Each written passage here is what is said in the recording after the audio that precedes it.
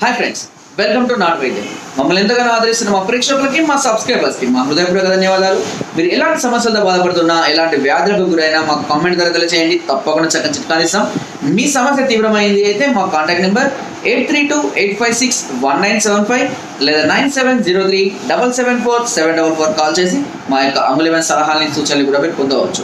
Friends, ఈరోజు మనం చాలామంది కూడా వృషణాల వాపుతో బాధపడుతూ ఉంటారు. చిన్న దెబ్బ తగిలినా, కొంతమందికి దెబ్బ తగలకపోయినా వృషణాలన్నీ వాపు రావడం జరుగుతుంటుంది.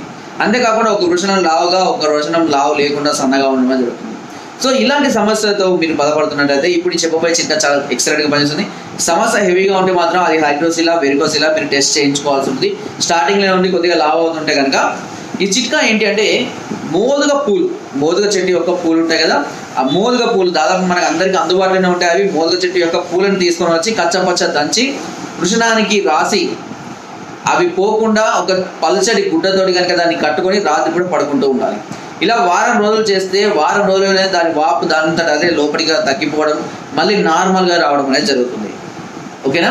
లేదా దాన్ని ఆయిస్టీస్గా అంటే ఆ పువ్వులు దానికి అదే కూడా పెట్టినా కూడా పర్వాలేదు.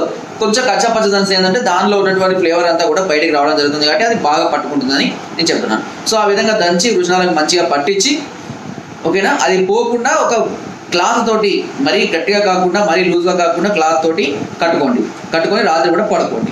ఇలా ప్రతిరోజు చేయండి. తప్పకుండా మీరు ఈ వాపు నుంచి వెంటనే కూడా అంటే వారం రోజులలోనే పూర్తిగా వాపు తగ్గిపోవడం జరుగుతుంది. చాలామంది ఏం చేస్తుంటారంటే అందులోంచి నీరు తీయించడం, ఆ నీరు తీసినా మళ్ళీ రావడం, ఇలాంటివి జరుగుతుంటుంది. బట్ ఇలాంటి చిన్న చిన్న చిట్కాలు మనం ప్రయాణించడం వల్ల తప్పకుండా దీని నుంచి మనం శాశ్వతంగా పరిష్కారం అనేది పొందవచ్చు.